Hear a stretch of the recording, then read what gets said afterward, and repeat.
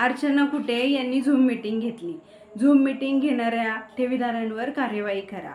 अरे काय चाललंय? आज ठेवीदारांनाच आपण आरोपी ठरवत आहोत आणि हे आरोप करणाऱ्यांनी सर्वप्रथम लक्षात घ्यावं की आपण स्वतः ठेवीदार आहोत का, आणि प्रसार माध्यमांशी बोलताना किंवा मुलाखत देताना त्या अगोदर संपूर्ण माहिती घेऊनच त्याविषयी मुलाखत द्यावी।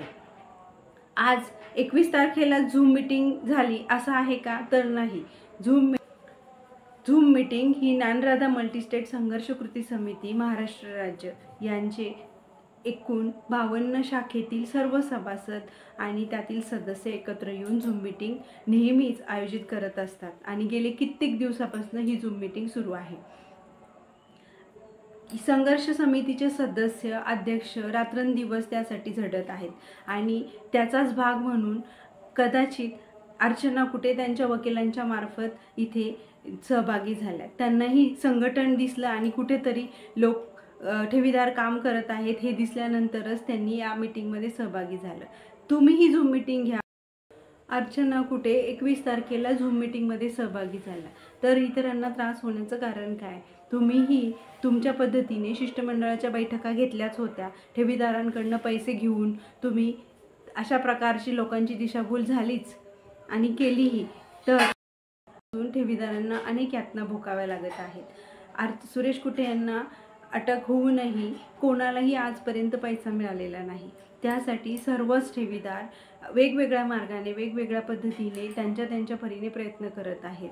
कित्येकांनी FIR केले आहेत, लोकपालमध्ये कंप्लेंट केलेली आहे, पोलीस कंप्लेंट केलेली आहे आणि त्या प्रत्येकजण त्या मार्गाने काम करत आहे। कित्येकांचे संसार उद्ध्वस्त झाले आहे। इथे सर्व सभासदांना आता फक्त त्यांच्या ठेवी परत मिळवणं हाच मुख्य उद्देश आहे। मग त्या ठेवी लोकपाल कोर्टातून मिळू देत किंवा हायकोर्टातून मिळू दे, MPAD प्रस्तावाच्या मार्फत मिळू देत किंवा EDच्या मार्फत मिळू देत किंवा अर्चना कुटेंच्या मार्फत मिळू दे, आता सर्वप्रथम आपल्याला पैसा मिळवणं हाच आपला मुख्य उद्देश आहे। आपल्या ठेवी परत मिळवणं हाच सर्व ठेवीदारांचा मुख्य उद्देश आहे आणि तोही लवकरात लवकर। त्यासाठी जर एखादी संघर्ष कृती समिती किंवा त्यातील सदस्य जर कुठले प्रकारचे पाऊल उचलत असेल आणि त्या पद्धतीने जर काही प्रयत्न करत असतील तर इतरांनी त्यामध्ये लुडबुड करू नये। ज्यांना फक्त प्रसिद्धीसाठी ठेवीदार हवा आहे त्यांनी अशा प्रकारचे वक्तव्य करणं अतिशय चुकीचं आहे। सर्वप्रथम काही जी लोक आरोप करत आहेत त्यांना माहीत नाही की कुठल्या प्रकारची मीटिंग किती वाजता झाली, कोणी अरेंज केली किंवा कोण त्यामध्ये सभासद होते, तर हे अशा प्रकारचं बोलणं त्यांना शोभत नाही।